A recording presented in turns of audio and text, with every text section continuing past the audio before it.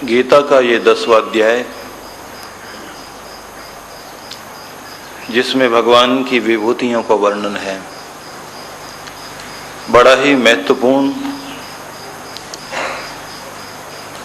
और कृपा से भरा हुआ प्यारा अध्याय है। इसी कड़ी में विचार करते हुए भगवान के शब्दों पर ध्यान को टिकाइए। तेषाम सतत युक्तानाम भजताम प्रीतिपूर्वकम ददामि बुद्धि योगम तम येन माम उपयान्ति ते।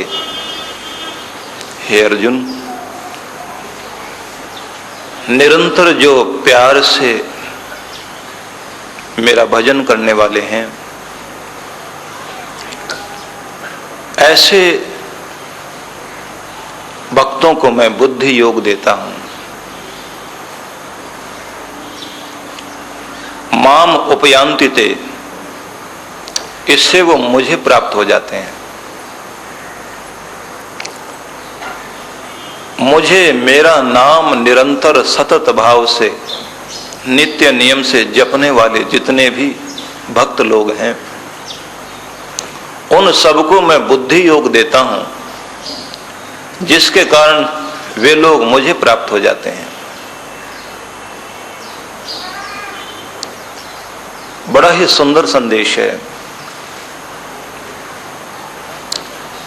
हमारे वश में केवल इतना ही कार्य है कि हम परमात्मा का नाम जपें, गुहार करते रहें, टेर लगाते रहें, फरियाद करते रहें, सुनवाई होगी। उसके दर पर हर रोज नित्य नियम से आकर बैठ जाएं। जो समय मैंने अपने प्रभु को दिया वो संसार का समय नहीं है, और जो समय परमात्मा का है उसमें उसी को पुकारो।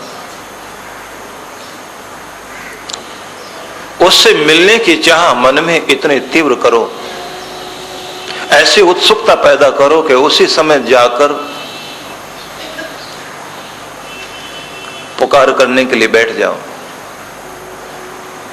कि प्रभु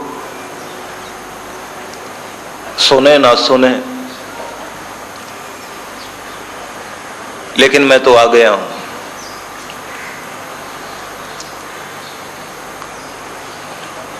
तेरी कृपा भी अद्भुत है, विशाल है, लेकिन मेरा धैर्य भी छोटा नहीं है।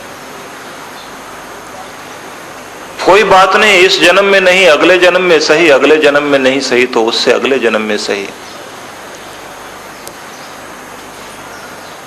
राम नाम रटते रहो जब तक घट में प्राण, कभी तो दीन दयाल के भनक पड़ेगी कान। कभी तो दीन दयाल का ध्यान जाएगा ना। तो जो प्रीति पूर्वक प्यार से निरंतर भजते हैं, लगे रहते हैं उसकी लगन में, और उनके निकट जाकर बैठते हैं, जिनके निकट बैठने से रंग भक्ति का और गहरा होता है,